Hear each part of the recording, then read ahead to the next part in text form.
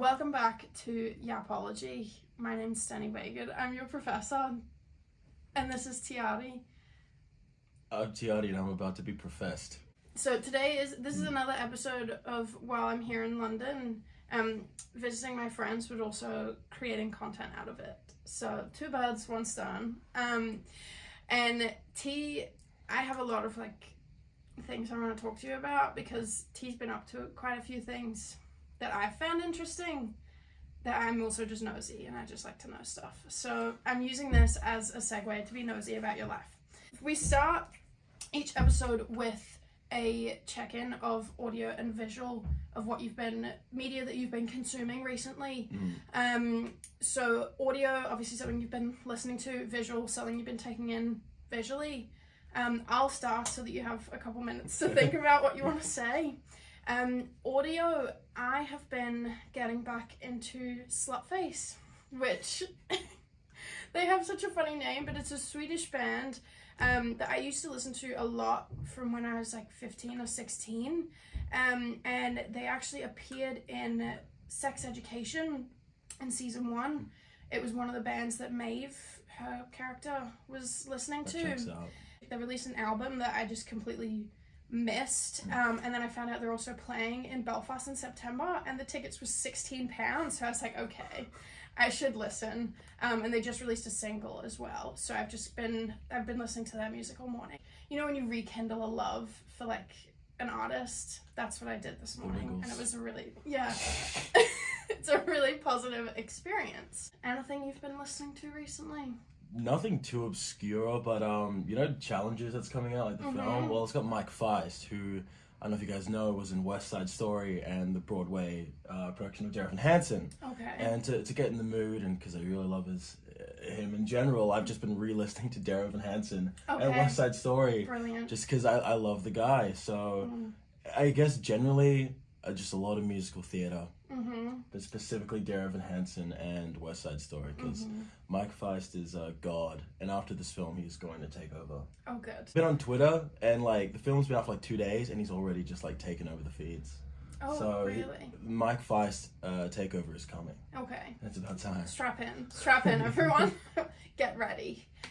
Visual. This is something I've not been watching it yet, but I am anticipating it, and it's actually kind of killing me.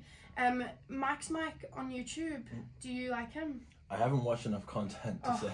I love him. He's a Melbourne-based YouTuber, and he does deep dives into. He's specifically focused on teen dramas to start with. He started with Pretty Little Liars, and then he did Glee, and he's in the middle of Gossip Girl as well. He did Lost season 1. And I had never actually seen Lost, so before I watched this video, I watched the entirety of Lost. Loved it. Loved Lost. Even the ending?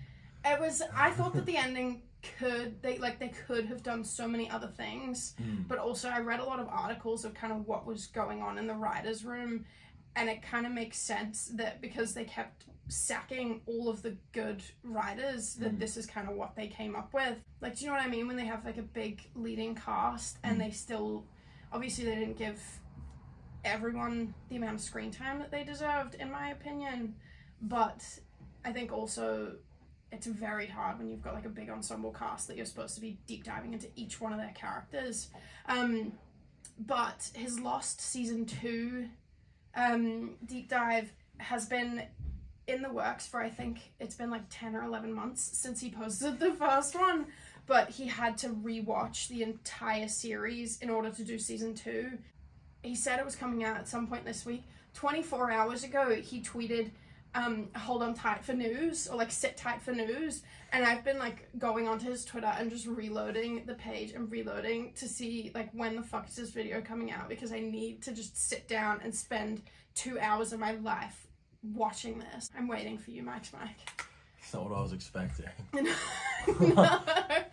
I thought you were gonna be I've been rewatching True Blood or something. I have actually been rewatching Vampire Diaries. Oh, so vampire themed. Yeah, hopefully. But I only finished actually watching Vampire Diaries for the first time a few months ago.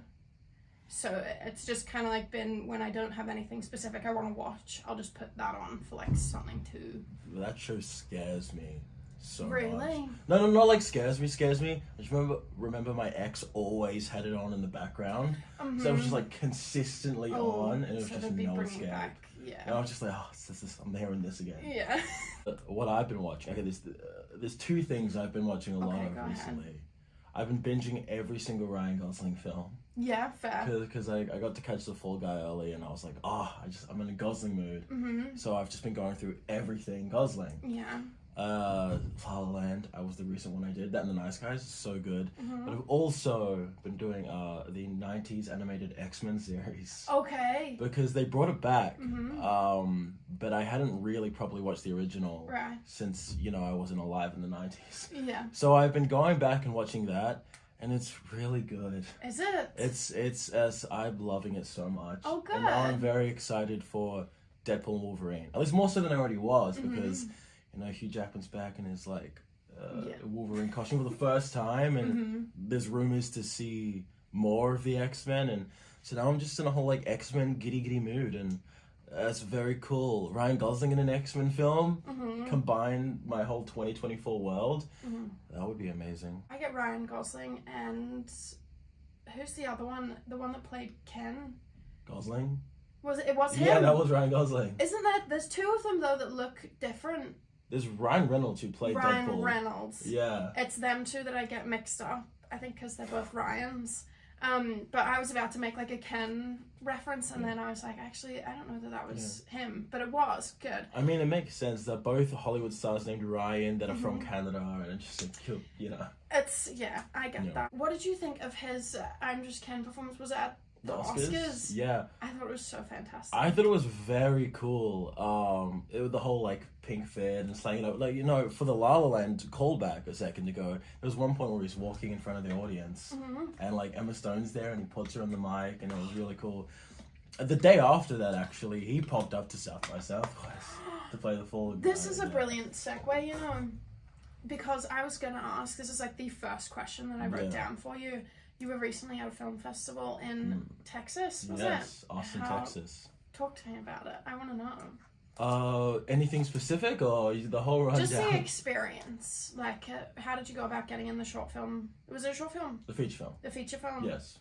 What's the difference between... A feature film is, a full-length movie. Okay, right. So, it'll be in cinemas. Like a movie. Okay, yeah, cool. Yeah, it was a dark comedy, a shot in Gold Coast, Australia called Audrey. I look forward to everyone seeing it. All our screenings at the festival sold out. It's got an 8.1 on IMDb so far. Okay, that's There's some good. very funny Letterboxd reviews if any of you guys like that.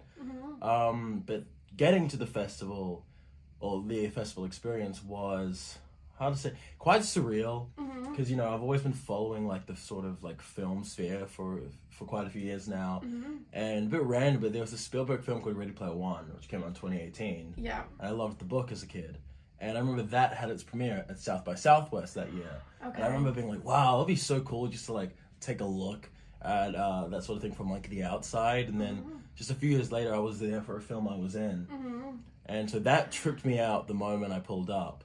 And, just walking around, being able to meet people working on other films. And, when I got to our premiere day, we're all pulling up and there's people buying tickets to see our film, and we're going early, and me, Josie, and Fraser. So Josephine Blazer, who played Audrey, and Fraser Anderson, who played Max. The three of us set up at the top left corner, and we're just watching the whole audience because it was just it was crazy, especially when my face first showed up, and I was like, oh, this is really odd. And one thing that was really exciting for me.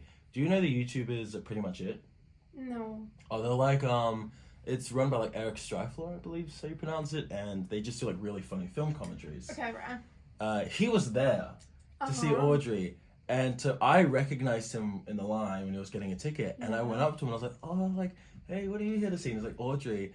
And I was like, oh yeah, I'm in. And he's like, cool. It's a bit random, but I love your videos. And he was like, no way. Oh my and he's like, God. and you're in the film. I'm like, yeah. And then we both did a mutual freak out. And I was so giddy. And I was always waiting for him to come onto the screen. Once I saw him, I just kind of focused on him the entire duration of the film. And then we had a cast Q&A afterwards. Right. And he came up to me after the whole thing and was like, oh, you were so you were great and you're funny. And I was like, I want to kiss you. So you broke down. Yeah, I'll internally, yeah, there were quite a few things like that. Yeah. Doesn't that sounds so exciting? Because so I've done like there's a lot of films are filmed in Belfast, so I do extra work sometimes. And I end up, whenever I'm like watching the films that I've done like extra work, I'm like scraping through the background to see if I'm actually in it. One of them was a BBC TV series called Blue Lights. The season 2, the first episode, I'm in the background of like one of the first scenes.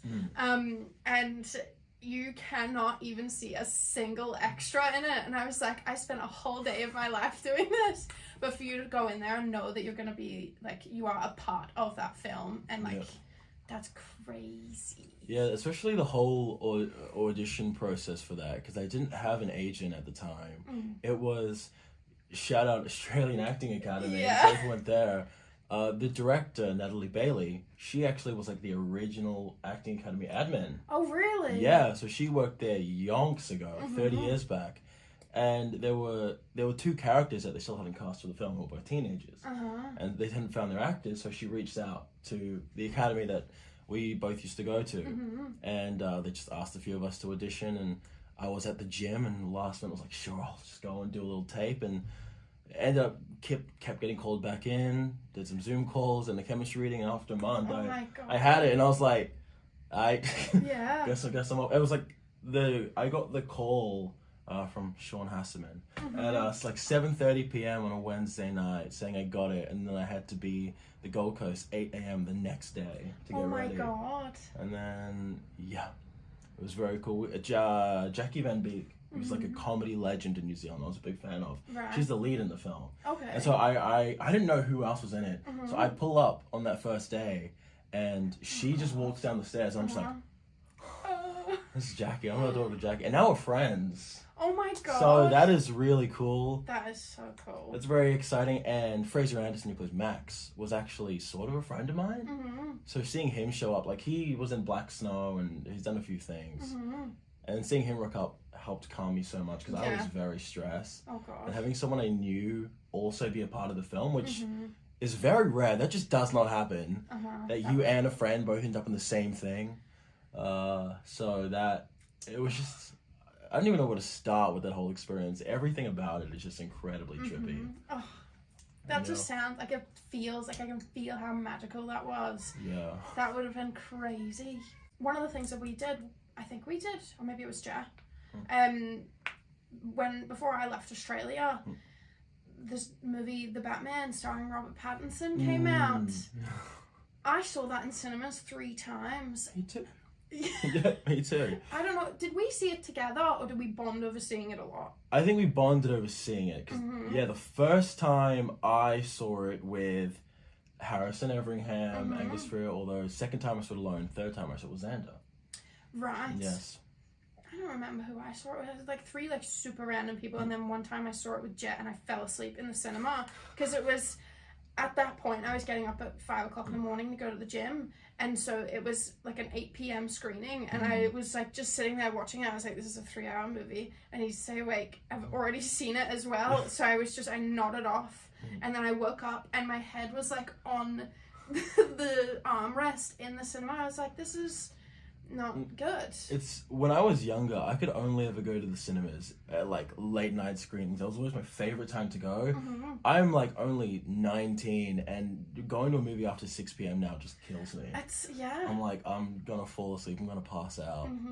And I now work like an 8 to 5 job, like Monday to Friday, and gets to about 8:15, and I'm like, fuck, I could go to bed right now. And I'm like, Jesus Christ, like, what's wrong? Like, what's happened to me? Because we used to be able to just like all hang out until stupid o'clock in the morning, and you wouldn't even realize that you've been like out and about for so long, and then you'd go home and I'd have 5 hours of sleep, and I'd wake up and go to work the next day. And then now I feel like a grandma.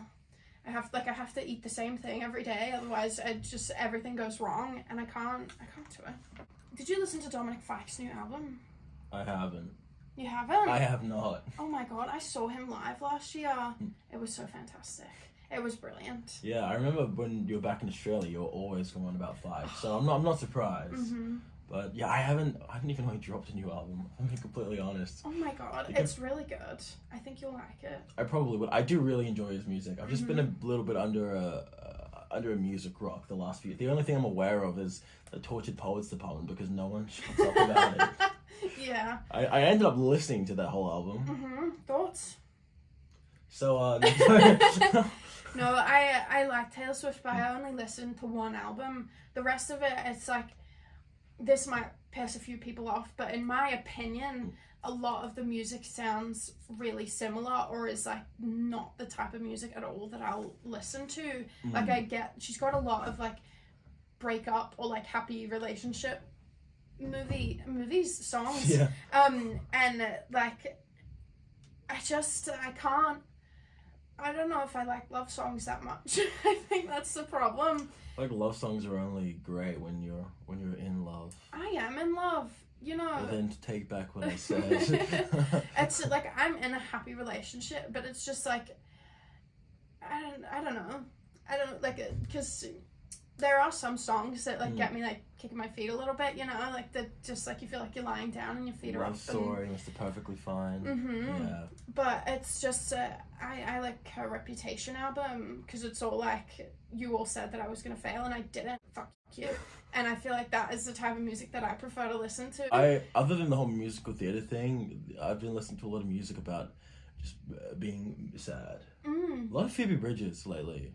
Okay. Like a lot, and I credit that to this one edit I saw on Instagram where they put Scott Street over it, and then it just got stuck in my head, and now I've just been like a You're lot. a Phoebe Bridgers girl. I mean, I've been a Phoebe girl for a few years now, but it's like come back. I've like, never listened to Phoebe Bridgers in my life. I saw her live at Laneway last year. Uh-huh. Which, fun fact, I did my last audition for Audrey right before going to Laneway. Right. So like I went in and did my chemistry taping, and then Harry picked me up and we went straight to Laneway. Oh, how was Laneway? It was great. I haven't been to Laneway since like the one that just happened like just before COVID, like shut down all the schools. Oh my god, it's beginning of 2020. Yeah. Jeez, yeah, no. Like mad.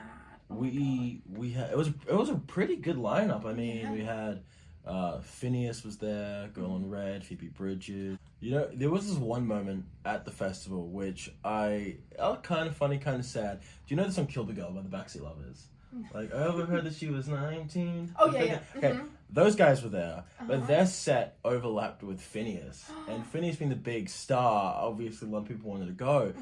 So what happened, a lot of people went to Backseat Lovers. The moment they played Kill the Girl, the moment that song ended, like 3/4 just decked out and went straight to Phineas. And I was like, wow. Imagine being on stage and that happens. That would be so... I don't know if I could continue a set after that. Could you imagine?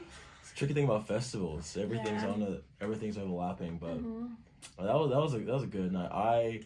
To celebrate, because I knew I was gonna get the part after. Like I thought it was like pretty telling. So I was like, let's get some drinks to celebrate. So we started drinking at like 11 a.m. And then by like 2 p.m. I'm already like quite out of it. And I was like, I gotta be alive for tonight's set. So I had to like take a chill pill for a few hours and then did that. And yeah, that was that's a core memory day.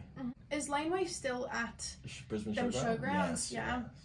I went to a festival called Good Things in... Have you been? I haven't been, but I know. Yeah? Yeah, I know it. Oh, I saw Falling in Reverse. And it was... I remember being... I think I was 15 or 16 in this crowd full of middle-aged men. Because I feel like half of my music taste is like the stuff that my dad introduced me to. So I listened to like Metallica and Five Finger Death Punch and all that. But then there's also like... I feel like I also listen to Kesha and people like Dominic Fike and stuff where it's like modern like rap music and I'm like, this is so confusing when I listen to my everything playlist. But one of my most like fond mosh pit memories was in the mosh pit for Falling in Reverse. There was this giant man behind me and nobody could see behind him, but he just like, he saw me and obviously there's all these middle-aged men and I was like this height. And so he's just grabbed me and then pushed me in front of him so I could see everything. Oh my god. And then the friend that I was with ended up getting pulled out of the mosh pit and I was like, oh, I gotta go. I had to get pulled out as well. So, bit of a cock block, but that's okay. Do you like Kesha? I don't really have any feelings, so I'm gonna say it wasn't me. No, I can't remember. Someone from home, one of my guy friends from home, I was playing Kesha and then was like mouthing along to the words, and I was like, you liar. Wouldn't do it in front of the guys, but it was just me and him in the car. Anyway. The only Kesha memory I have is her Victorious episode. Oh my god. Do you remember that? Wasn't that so random? Yeah, I just made me really want ice cream every time I watched it. Like, I was just thinking about how much ice cream they had to waste shooting that episode, and it makes me really sad. But also, I'm thinking that they were probably making a play at like that being Ben and Jerry's. Ben and Jerry's is like $11 a pint. Think about how much money, like obviously it's not real because it was in a TV show, how much money they would have had to spend if that was like real. They live in LA. Look at the house. In the Hollywood Hills. They were chilling. I suppose. Yeah. Do you know what else I've been rewatching recently? What? House of Anubis. Harry, if you're watching this, do you swear on this? Yeah, I do. You. We like House of Anubis here, man. Yeah. Harry hates on it so much. He hates on it so much. House of Anubis is... That's why he has the nickname Harry Bitch Boy Everingham. Because he hates on great television. Sabuna. Exactly. I want a House of Anubis reunion. Or Nickelodeon, just do like a special film or something. I would love... I didn't like the third season that much. See, I did. Only because I really liked Eddie. And then they pushed him into the lead. And that I enjoyed. Because, look, I'm going to be real. Don't hate me for this. I was never much of a Nina stan. She kind of pissed me off. A lot. But also, like, I feel like you could not have, like, the TV series without her. Because it was so, like... It made sense about, like, her getting the scholarship and whatever. Also, speaking on Eddie, I found it so funny that he has a very obvious Canadian accent. But they were like, he's American. See, I never noticed that because I don't really know the difference between the two. I can't differentiate. Well, he, like, see how they say a boot? He had, like, very, very, like, obviously says, like, a boot. And, like, the way that, like, the typical Canadian, obviously he's not saying A at the end of everything. But he, like, when you listen to his voice compared to Natalia Ramos, her voice... It's so very obvious that she has an American accent to me because I figured out the difference between like Canadian and American, and I think it's also hearing the difference between Scottish and Irish accents. It makes sense, kind of like where the Canadian and American stemmed from, because some people I used to think before I like came over to these parts of the world, I used to think that Scottish and Irish were really, really similar, and then I now live in Ireland and it's not the same at all. Isn't it crazy as well how big Alexandra Shipp got post House of Anubis? KT. Oh. She's big. I mean, Anyone But You, Barbie. She's in the X-Men films. Yeah. I was wondering where I knew her from. Yeah, she's doing a lot. Like a lot. It's very cool. Every time I see her in something, I'm like, House of Anubis. I know where you came from. Yeah, I know where it started for you. Yeah, I agree. I was actually looking into like the characters to see if any of them kind of progressed. Do you know who I wished did? Eugene Simon, the guy that played Jerome. I think he was really good. Yeah, I mean, he was. You know what's crazy? He was doing Game of Thrones at the exact same time. Like he was like one day working on House of Anubis, the next day he was doing Game of Thrones. What a leap! Going back and forth because he was doing it concurrently. That's mad. So many, actually not so many, but like a good handful of them actors as well are in Skins. Yeah, I know Joy is. The guy that plays Mr. Sweet, he acts as like a judge in court for Kirk's hearing when he goes to prison. And I was like, he is doing the same thing. Like that is Mr. Sweet and not a court judge. I just realized who the last couple people have been around had links to Nickelodeon. Really? You know, she did the Camp Orange thing way back when, which is fucking iconic.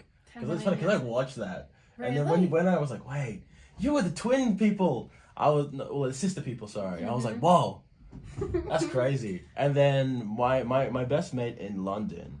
Have you ever heard of Cody Simpson? Yeah. Yeah, so his brother. Oh my god. So Tom, shout out Tom. We're going to Portugal next weekend for my birthday. So. Oh my god. Yeah, that'll be fun. Yeah, him and I have been like just chipping it together in London, and damn. yeah, everywhere I go, Nickelodeon follows me. Yeah, there's no escaping it. Maybe you'll end up on Nickelodeon and we'll complete the triad. Maybe Fraser's on Nickelodeon. The guy from Audrey. So yeah, maybe me next. House of Anubis reboot? Nickelodeon reaches everyone eventually. House of Anubis reboot? Actually, we should audition. We'll audition for it. We'll actually bankroll it with all the money that we have. I'm gonna I'm gonna go onto the street. I've got a Prince costume. I'm gonna dress up as Prince on the street, get money in a cup, and after about 2 days of it, because I'm sure I'll make millions really quickly from how charming I'll be in a Prince fit, I'm going to fund her in House of Anubis remake. I think this is great. We can do this, and then it'll be on Paramount Plus. For so long, I'm so glad Paramount Plus came out, because for so long I had to watch House of Anubis illegally. Yeah. I don't know if I'm supposed to say that on the internet, but I did, because I couldn't find it anywhere. Yeah. And then now we don't have to. It's just at my fingertips. I mean, I just wish they added it to like Netflix or something, because I don't know about you, but these days I'm sick of the amount of streaming platforms that there are. I like just one with everything. There's a reason Netflix was so big, because it was the only one, but now everyone's doing it, and content is all spread out everywhere. Yeah. It's not affordable. It's kind of like how the whole, about the Watches scandal from the other day? No. Did you ever watch like the BuzzFeed Unsolved videos? Like with Ryan and Shane? Maybe. I probably would know what they look like. Yeah, well, they had a really popular series for BuzzFeed, went off and did their own channel called Watches, and then like less than a week ago, they announced that, we're going to leave YouTube and start our own platform where it's like $6 a month. Oh, God. And then they immediately just lost all their good faith. Yeah. It was such a shame, but... That is so... Like, why would you... Rip to their channel. Yeah. I don't know how they're going to recover. No. To be honest, they pulled back. Like, oh, we're sorry, we're not going to do that. Yeah, but I feel like you've already lost. Yeah. Yeah. That was not intelligent. I'm just trying to think about see if someone that I liked, like there's podcasts and stuff that I'll watch on YouTube, and then they have other stuff that's like, oh, go subscribe to this one, and then you can see other content. And I'm like, I am watching an hour-long video of you. I'm not going to go to another thing where I have to pay, because this is free. I'd rather just watch ads, because I put the ads on and I look away. So they don't actually win. Yeah. How many podcasts do you listen to? I don't really listen to that many. I watch the Dropouts podcast from time to time, but it's just because I like Tiare Brooks. I only really listen to Conan O'Brien Needs a Friend. Oh. Do you know Conan O'Brien? No. He's a talk show host, for like 20, almost 30 years or something. He's the tall, red-headed Irish dude. He's hilarious, and I love him. I always dreamed of getting on his show one day. Now he doesn't do it anymore, but he has his own podcast. So that is what I'm coming for next. Right, okay. Conan O'Brien Needs a Friend, and I will happily be that friend. Yeah. I would go crazy. I know someone who did like a remote with him. My friend Will, his mother's like a dialect coach. And so when Conan O'Brien was doing his travel series, when he came to Australia, he did this one like sketch where it was him learning Aussie slang, and he did it with her. And I was like, yeah, this is so cool. And the comment section are just people thirsting over her, so it's a bit... Oh, and that's your friend's mom? Yeah. Do you know what? You might need to give me her number so that I can get my accent back. Well, yeah, she's Brisbane based now. Oh, really? Yeah, so if you go back... I might just go and see her and be like, fix me, please. Okay, that is all we've got time for. Thank you so much for tuning in. Thank you for being here. And I will see you guys next Thursday. Bye! Ciao, ciao, ciao.